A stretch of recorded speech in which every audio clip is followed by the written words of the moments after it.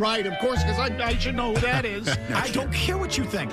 I'll tell you something that rubbed me right. Felger and Mazz on 98.5 The Sports Hub. Delighted to have Chief Baseball Officer Craig Breslow with us. Great to see you. Thanks for popping in. My pleasure. Thank you. 2-6. Tell everybody a great reason to feel better about things right now, Craig. You got a couple of good lines here.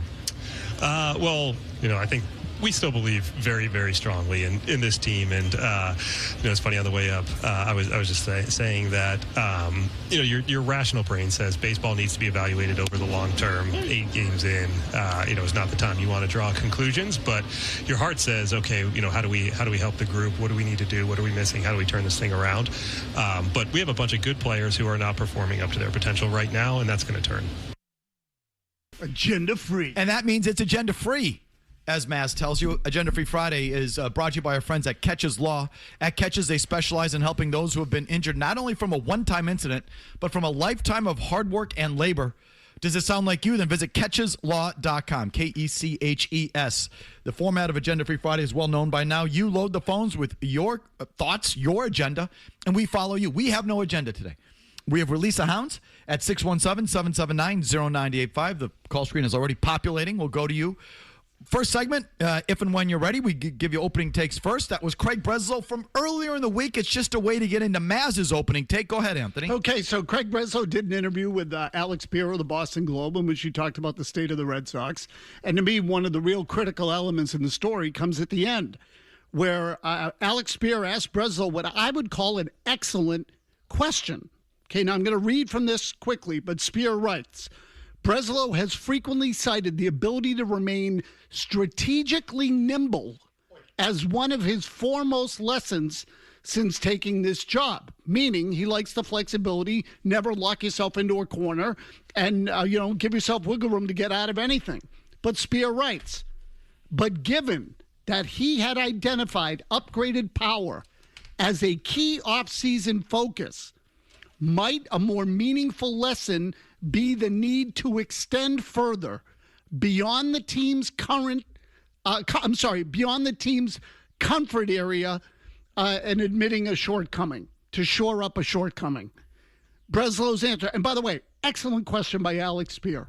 You said you needed power, so given what happened, don't you think there's a lesson here that you need to go beyond your comfort zone? Excellent question.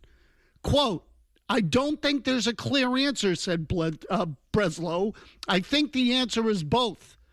You are constantly solving, working back, and I stopped. Yeah. What do you mean there's no clear answer? So this is what scares me about Craig Breslow. Sometimes you shouldn't extend yourself. He's afraid. He's afraid because that bold move requires exposing yourself on some level to failure. That's what the bold move requires. That's why it's bold. You have to have the balls to make that move and say this could blow up in our face, but if it works, we could get a championship. So here's the way I look at it. The great GMs, they look at certain things as essentials if you're going to win a championship. And I would argue an elite middle of the batting order is one of those things you've got to have. It is very difficult to win a championship without an elite middle of the order. And you can define elite however you want, but the point is there is some standard there that has to be maintained. If you're going to win, it can't be on just pitching. I think Breslow's, because he's from a pitching background, is locked into a pitching background and doesn't have the capacity to make that move. Murray. The Bruins are bores, or perhaps more specifically, their coach Marco Sturm is langweilig. That is the German word for boring. I might have butchered it, but either way, maybe he'll understand that. He and the team are either too boring or too cautious. You can take your pick, because a couple hours ago, Marco Sturm announced James Hagens not playing tomorrow against Tampa Bay, to which I say, boo, boo, boo, boo. Why call him up?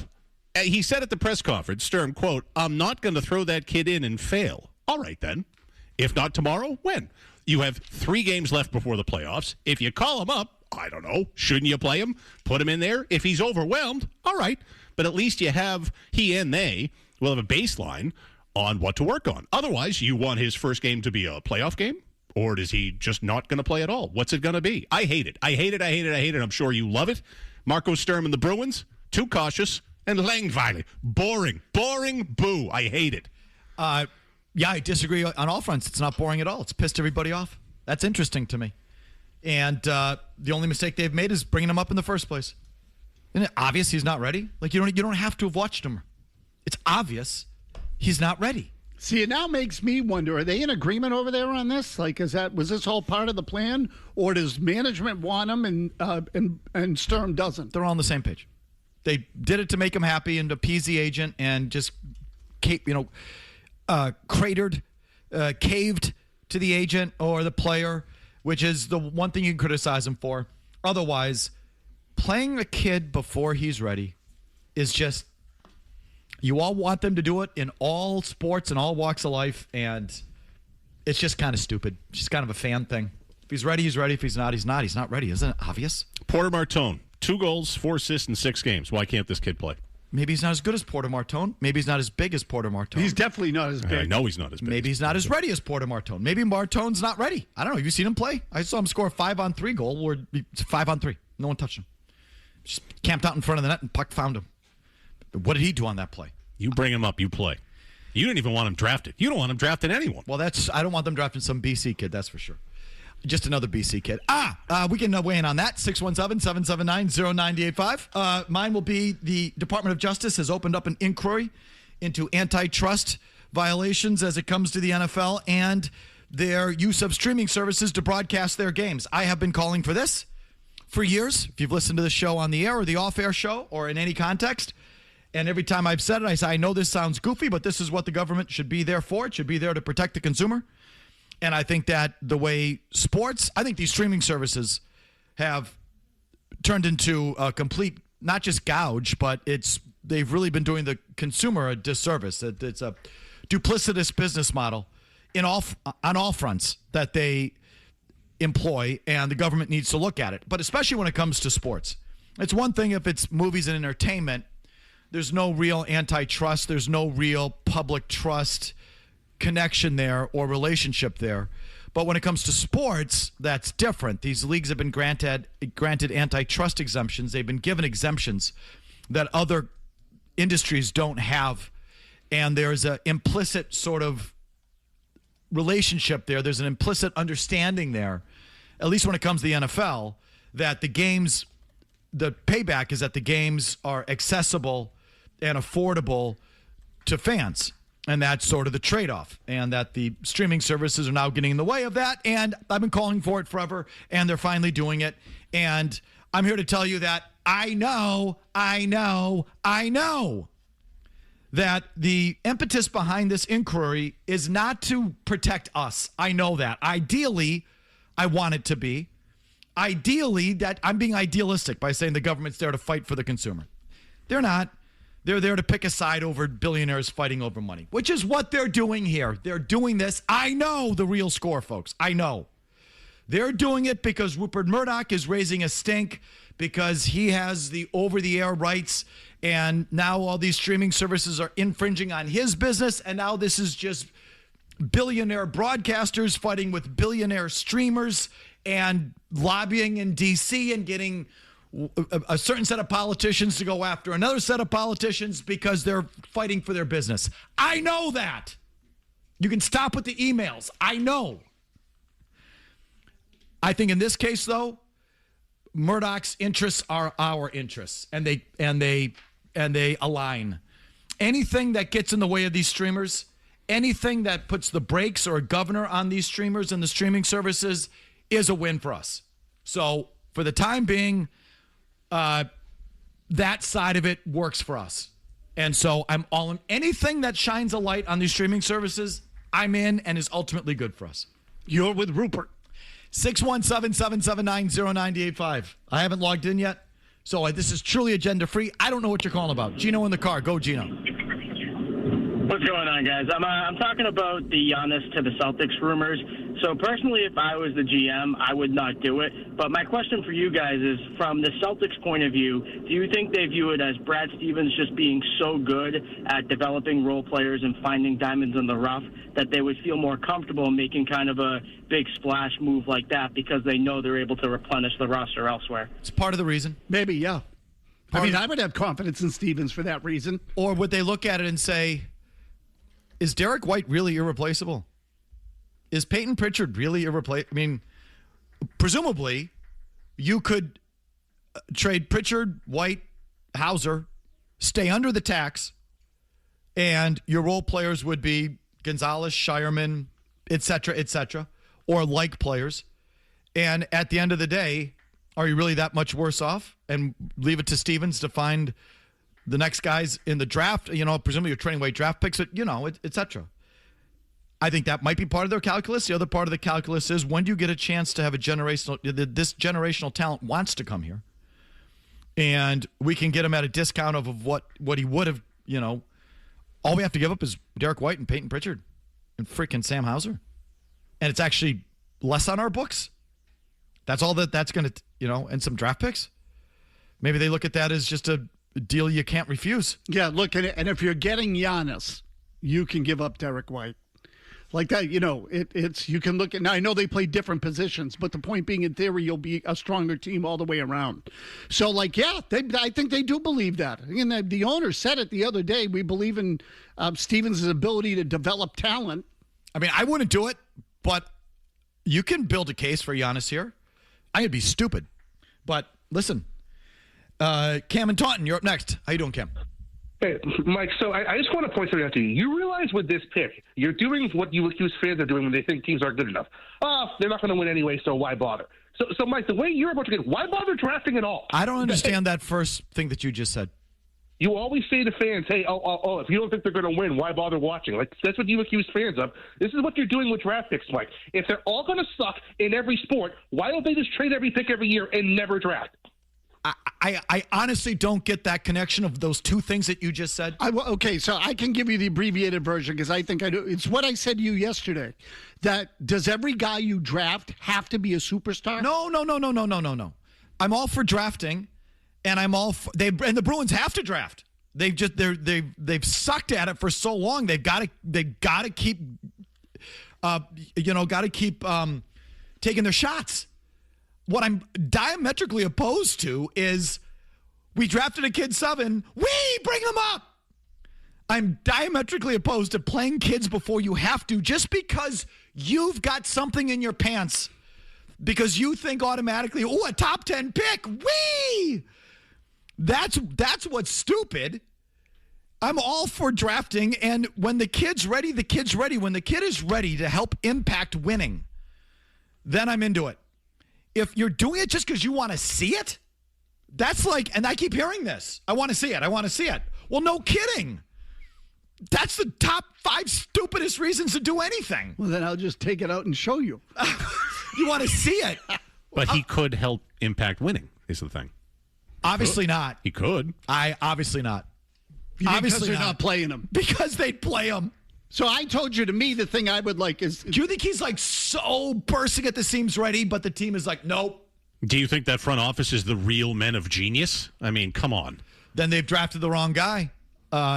If they're the real men, then I don't trust the draft pick, period.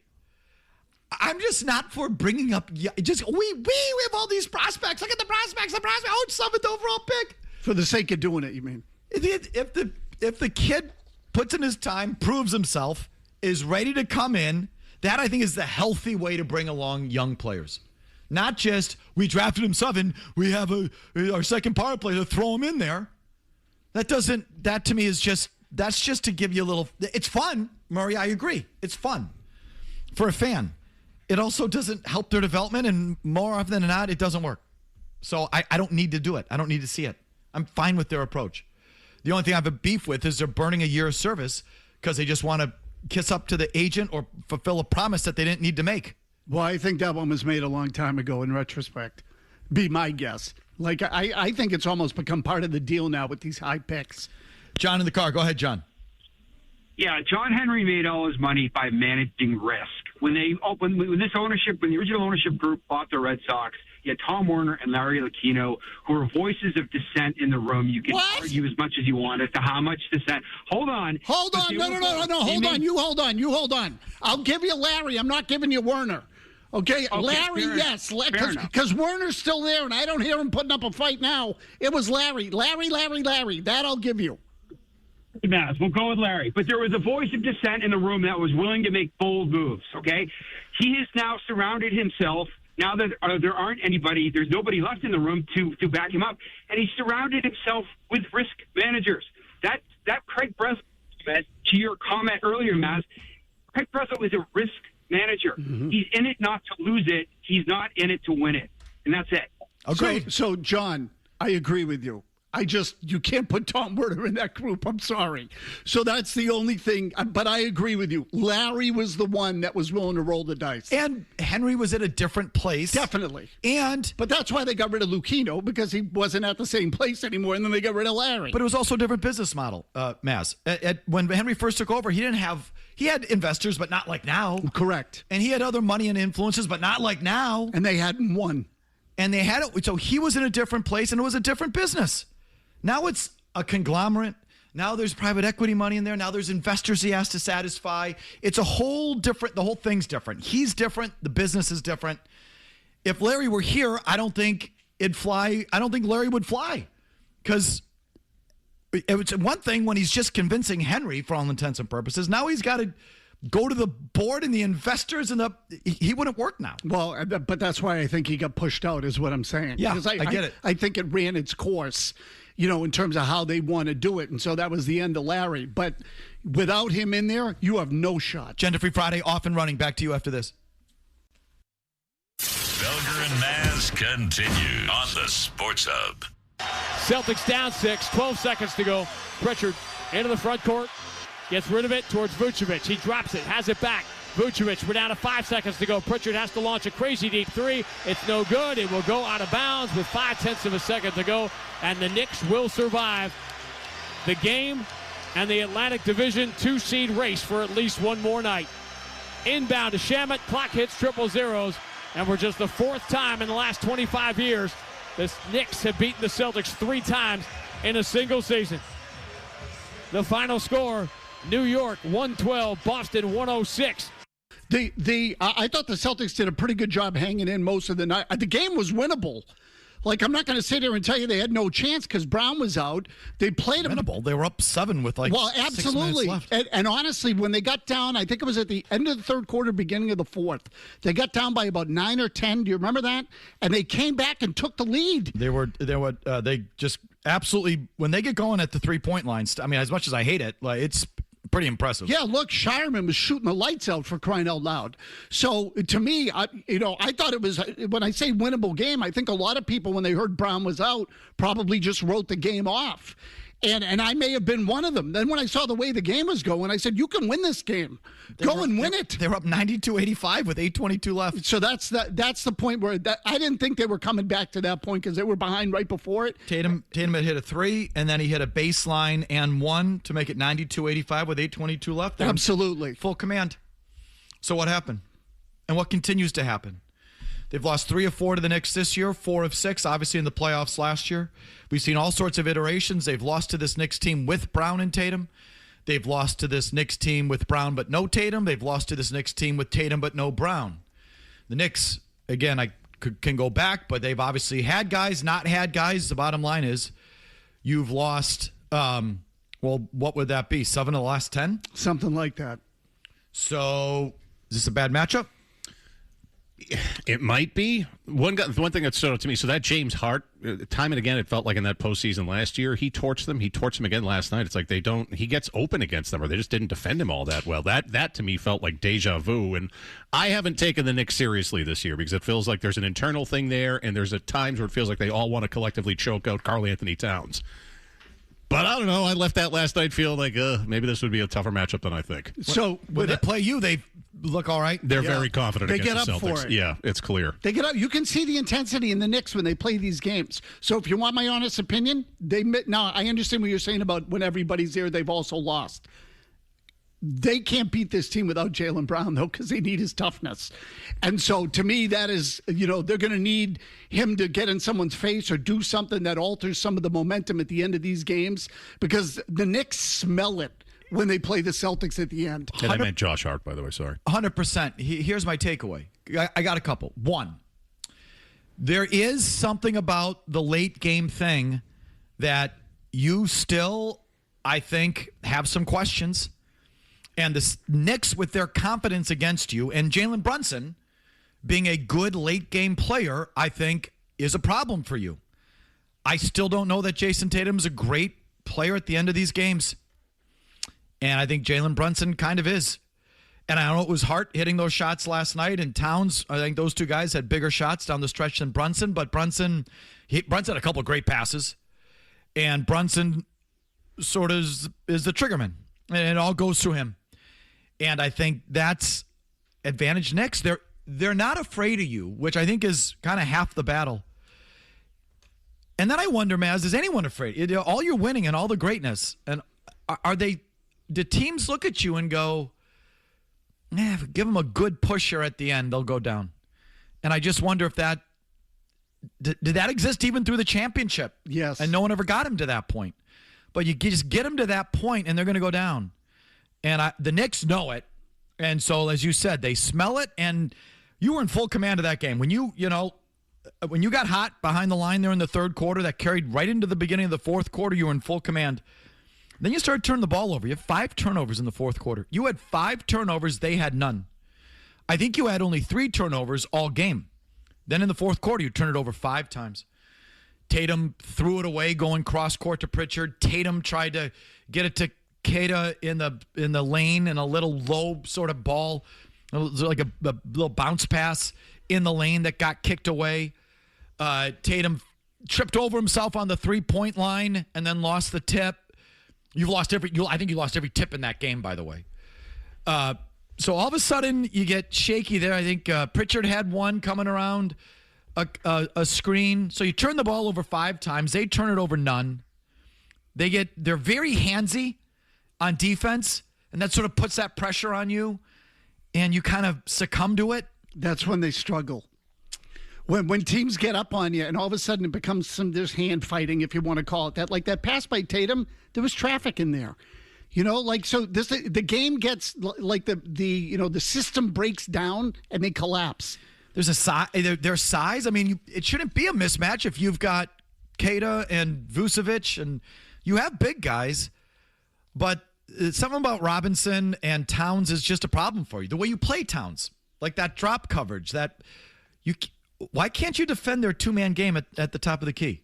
Like you're either Towns is getting a pass into the lane where he's dunking, or he's wide open at the top of the key. So there's just something about that. I mean, you should beat that team, but they're a problem for you.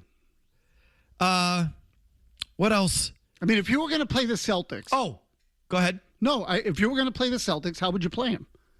I'd get up in Tatum's face. Definitely. Push on you, lean on him. And I'd be handsy with Brown. And Brown's not going to back down physically, but you can, pressure his handle. Because he still doesn't have a great handle. That's what you do. And just quickly, because I don't know if you saw that the Celtics, if they wrap it up, they're going to be in a position to potentially affect the 7-8 seed and all this over the weekend. I don't know if you saw some of this. So, but the question is, would you choose Charlotte or would you choose Orlando? And what do you think the Celtics would choose? Orlando. I think they would choose Charlotte. Both are handsy and tough defensively, and Charlotte has more offensively. I think Orlando's way more physical and But they have no offense. No, they don't. I mean, in theory, they don't. Bane was supposed to make a difference there. But I don't think they want any part of Orlando because of the physical nature of it. Okay, I'm frankly not worried about the first round. This is the second round. These are great games. It was a good product last night. You also got the Knicks into foul trouble. They had their 4th team foul with just under 7 minutes left, and I don't think you got them into the bonus, unless I'm mistaken on that. You can check me on that. But it's not like, you were up. You had them in what effectively was the bonus with 7 minutes left, and you could have lived there at the line. So I think if Brown's in that game, he pounds the lane and gets to the free throw line. So definitely he makes it better, but you've had Brown and Tatum together, and you've still lost to this Knicks team. Why? They're not that good. Is Derek White a problem? 0 for 6 from beyond the line. I mean, you could say that game came down to Josh Hart hitting those 2 threes and Derek White missing his. He was given a good look by Tatum, who could have kept going to the rim, could have tried to get to the line. Instead, he kicked out from the lane on that key possession, kicked it out to an open Derek White, and he missed the 3. 0 for 6 from beyond the line, 2 for 10 overall on that night, Derek White. He was garbage shooting the ball last night, so the answer is yes. How's he been shooting all year? He was bad early, but he got better. Yeah, he had one stretch there in the middle where he was going pretty good for a little while. But it's a fair point. Is he a good running mate? I mean, I know the teams had a good year with the bulk of it being Brown and White, but was it Jaylen Brown in the ensemble or was it Brown and White? You know what I mean? It was mostly Brown. I think it was Brown in the ensemble. But I'll tell you, I still want White there. I just think White generally makes winning plays. I'm not saying bench him or anything. I'm just telling you, the diminishing returns the more you rely on him, that kind of thing. Water seeks its level. I don't know. I hurt you in that game. But there's something about that Knicks team. Not that, I don't know if I'd have the guts to flat out pick them over you because they could be a pretty healthy underdog, as they should be. But they expose some of the problems that still remain on the Celtics. So there's a little Celtics thought for you. Back to your calls, I promise, after Big Jim Murray gets you updated. Whee! Goalie fight. Felger. Whee! Look at the goalie fight. Whoa. Mazz. Oh, my God. Murray. He sucks in the playoffs. That's great. No. 98.5. Wonderful. Good. The Sports Hub. Hey, Scott and Canton, what do you got for us today, Scott? 2 things. Number one, Rob Gronkowski deserves to go to the Patriots Hall of Fame. And number 2, I would like to see Matthew Judon come back to the Patriots. Okay, why are you making a noise, Murray? Matthew Judon was so overrated here. A guy that disappears every December that he was here? No. And he's kind of washed at this point, too. I'm with Murray. I'm done there. Rob Gronkowski and Adam Vinatieri are on the same ballot. Who gets your vote? Vinatieri. Vinatieri.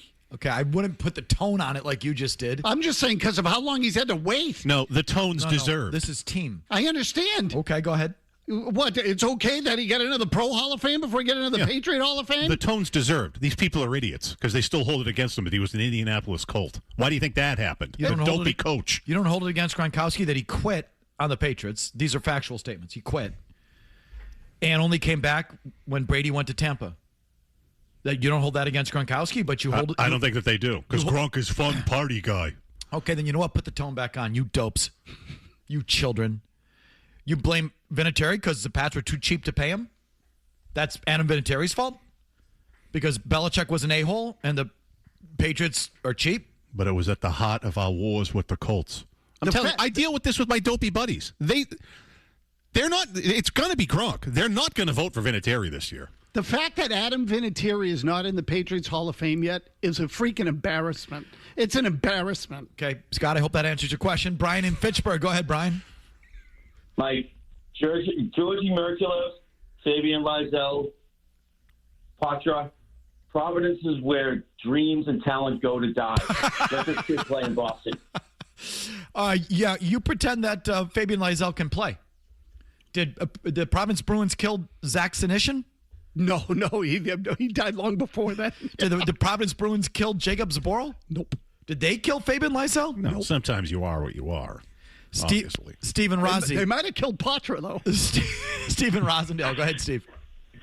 I don't know if you guys and Bruins fans in general know just how bad the Bruins have been in one specific category. I've been trying to figure out, why is the league so high on Jeremy Swayman this year when he's got kind of middling stats?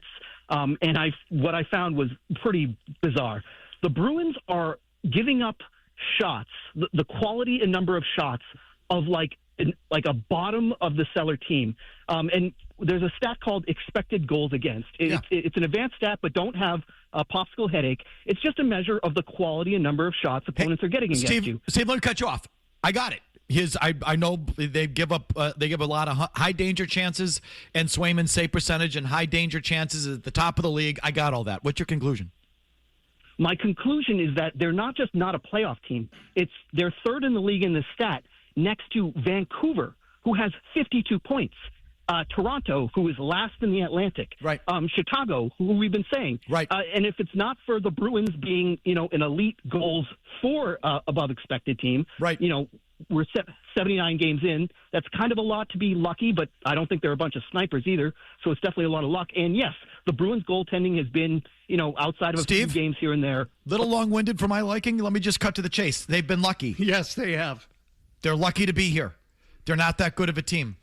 And believe me, I'm all for it. I'm glad they're making the playoffs. I'll be watching every minute of every game.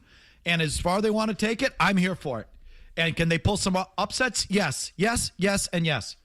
But I've been on this for about a week. I think Bruins fans got a little deluded by some of those wins, call it 2 weeks ago. Yeah, Buffalo, Dallas, we got high on our own supply. A little bit. Yeah. A little bit. And I think that Swayman, on one hand, I want to tell you, still overrated. But on the other hand, those advanced numbers speak to a goalie that's bailing you out of a lot of bad situations. And you've still scored way more than you could have or should have expected of this middling group. Oh, my gosh, not even close. I mean, the one thing I'll say about them, they play hard. I mean, they don't quit. No, they do. So that's probably part of the reason they've overachieved is they play hard. They've been a good watch, and it's been a good year for them and all of that. But at no point should you have been deluded into thinking they're like actually a good team. Ari in Brookline. Go ahead, Ari. Hey, thanks for taking my call. So I think this Mike Vrabel story is really not good news for the Patriots, and I'm curious about your angle on this line of things.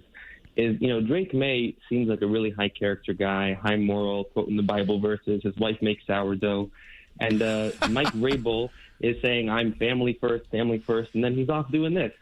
So do you think he's going to tune him out in the year to come because he's all about leadership and all the soft things, and here's Mike Vrabel leading this duplicitous kind of life? I think it's going to ring hollow for Drake May, and I think it bodes very poorly for the Patriots going forward. I wouldn't draw that line yet. Me neither. Drake May doesn't strike me as a very pious, I don't think that would be a thing, even if this becomes a bigger thing. But just, you've got to look at Vrabel a little differently today than you did last week. Definitely. Yes. Yeah. And there's a little chink in the armor, a little dent in the facade, and let's see where it goes. And maybe it's a part of his story. Maybe it's a one-off. But I'm not dismissing it yet as just a one-off. I mean, I think just to go to the other extreme, Bill Belichick's personal problems and his way he carried himself on a personal level, I think is very much a part of his professional story, is how he handled himself as a coach. Sure. It was all part of a piece.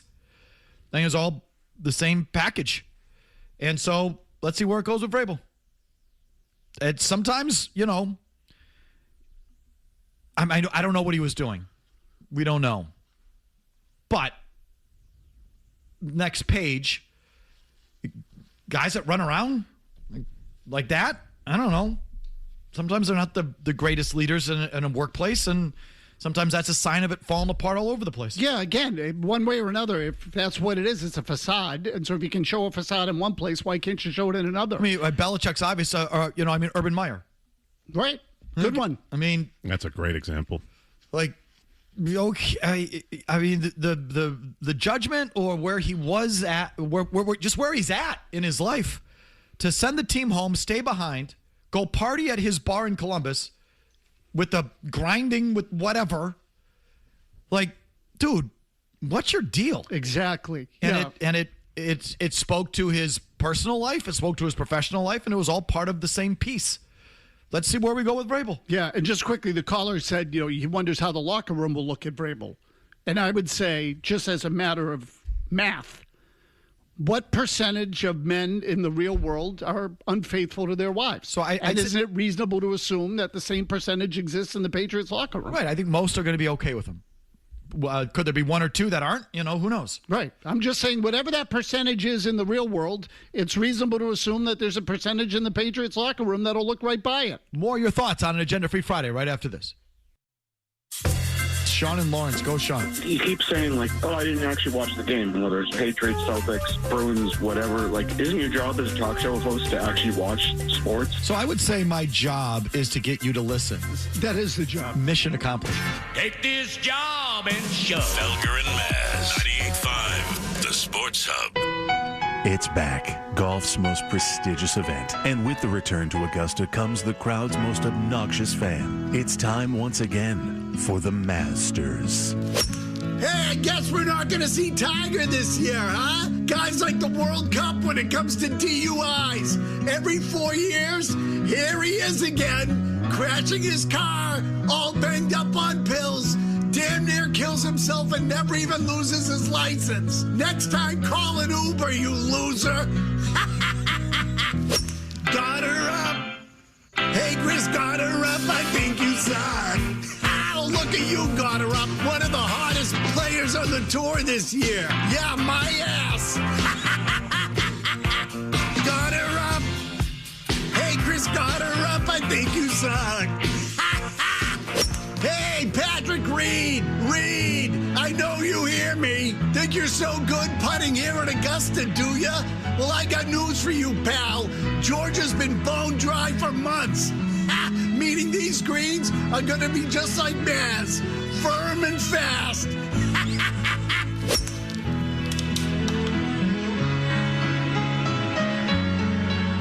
when it really starts to feel like spring, I got to tell you.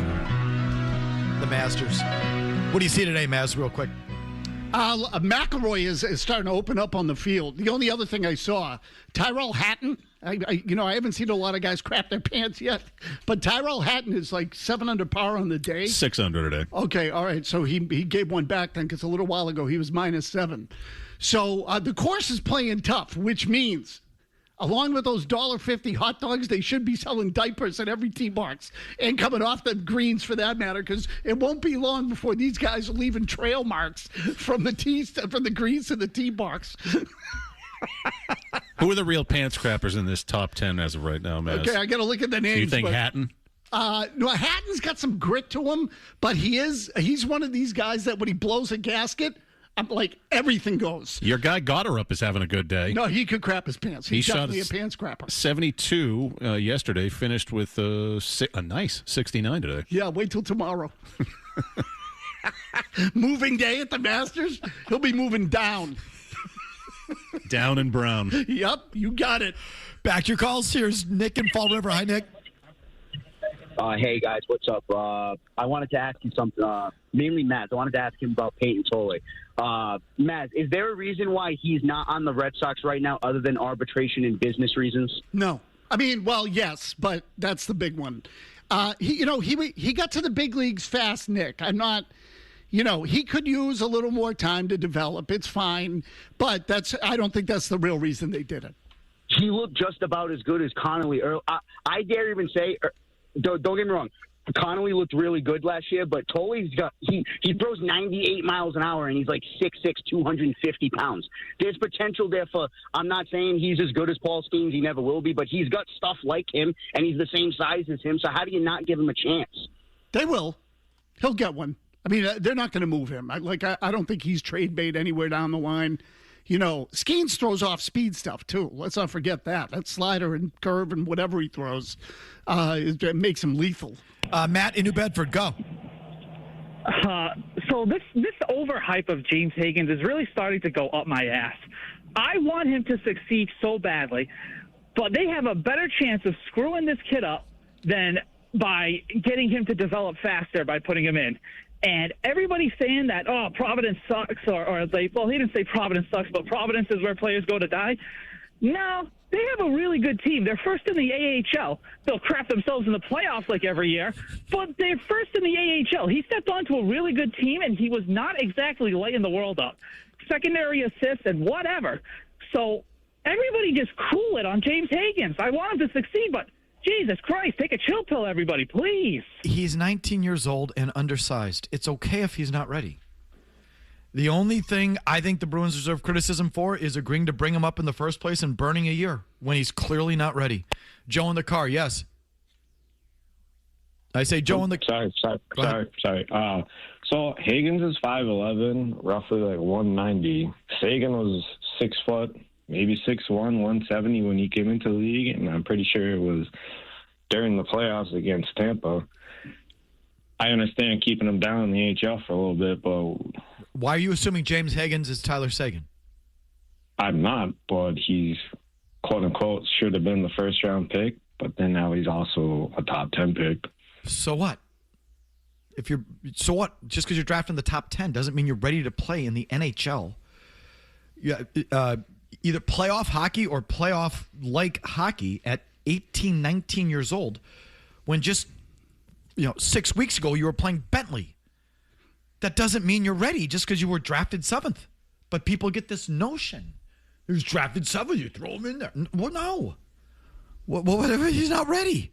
So I told you why I would play him. I like the idea of letting him get it because I think Just put him on the power play. No, well that too, but I think him coming up was foregone conclusion. I think that was part of the deal. So that being the case, let him get his feet wet, and then he's ready to go at the start of next year. Yeah, it's sort of obvious they don't think he's ready. And the timing here again is sort of obvious. There's a chance they clinch on Saturday. Is that right? Yes. Okay, so if they clinch on Saturday, now your last 2 games are sort of like these. You're sort of emptying the minors. That's when you bring the guys up. That's when you're just sort of resting everybody, and they're half lineups and low leverage games, and that's why he's in there. You'll give him those, but he's not ready to play a high leverage NHL hockey game. I mean, that's really what it tells you is that they're playing a game of consequence on tomorrow. They're playing a game of consequence, and they're not putting him out there. And that's okay. And if they've made that determination, then good for them. Rusty in Chicago. Yeah, Rusty. Mike, you haven't seen enough of Steves, Asamon, and Reichel? You haven't seen enough of those guys? That's not about those guys, is it now? What is it about? It's about it's about winning games and being a competitive team. And if he sucks, then you just put one of those stiffs in and you let the kids, be with the team, be on the 9th floor and experience the playoffs. I don't get where you're getting all of this. I don't know where you're getting that you think that James Hagens right now is ready to give you more than Reichel. How do you know? I'm not sure, but let's see. Well, maybe they can tell because they're watching him every day. How low is the bar, Mike? I mean, it's pretty low. Exactly. Those guys, you're making my point. He can't be worse and more reckless with the puck than Pasternak. And Pasternak usually plays with Lindholm and Geeky, so why not throw him out there, see if he gives you something? Because he's not ready. Isn't that the simple answer? Yes, of course. Yeah. I think it's bad that they're not playing tomorrow and not for the entertainment value. Or it's Sturm is like Joe Mazzulla, and I like my guys, and I don't want to have to crowbar in a new guy. They saw him in college. They saw him in the AHL. They've seen him the last 2 days at practice. Is it possible you could throw me in there too? What do you have to lose? You couldn't give it away any more than Pasternak. Yeah, but we know you suck. Well, what if they know he doesn't suck, is not close? What if they know that? Yeah, he's still better than you. You can sometimes tell that. You can often tell that. Just at practice, just in AHL games, you can tell. But they promised the agent and him that they'd burn the year on the contract, so he's here, but they're not going to throw him in there if he's not ready. That makes sense to me. The first part doesn't. Burning a year just because you, want to be nice? That's kind of dumb. But not throwing a kid in there who's not ready makes perfect sense to me. And the fact that it doesn't make sense to you just emboldens me. Because people suck, and the consensus is often wrong. Throw him in there. You drafted him 7. What do you have to lose? What if he's not ready? What if he's nowhere close to being ready? Did that ever occur to you? Does that enter your thinking? What if he is? I think does this go into your thinking? What if he is? I know it in my gut. You're just being stubborn to be stubborn. If he is, they'd see it and put him in there. I don't trust him. That's fair. I hope he's the balls, just to spite you. Here's Murray's. But just to finish the conversation, wouldn't you want him? If you wanted to evaluate the player, wouldn't you want to see him in a game like this? And I don't mean you. If you're them. I understand they haven't clinched anything yet, but I think they're going to get in. What if they've seen all they need to see? Some guys play better in games than they do in practice. Okay. Fair. So, but just... Your guy Garoppolo. Yeah, exactly. He was a classic case. He was balls on game day. When he wanted to actually get out there. Here's the very latest from Murray. 90 seconds, no commercials, and we're right back on Agenda Free Friday. There's open lines if you want to grab them.